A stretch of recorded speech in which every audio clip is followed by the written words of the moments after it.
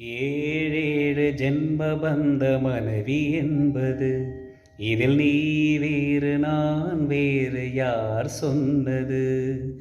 கல்யாணமே ஒரு தெய்வீகமே, சம்சாரமே அதன் சந்தோஷமே, ஒரு வானும் நிலவும் பிரிந்து வாழுமா?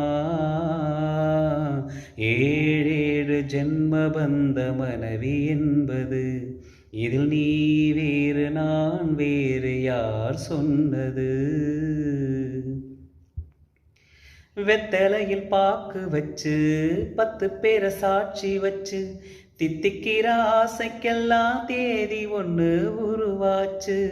அக்னிய சாட்சி வச்சு கை விரலை சேர்த்து வச்சு இன்பம் துன்பம் இரண்டிலுமே இணைந்திருக்க முடிவாச்சு.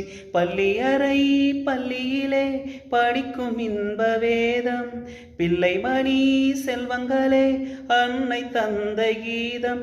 இது பழங்கால பாதை, ஒரு சுக வாழ்வின் கீதை.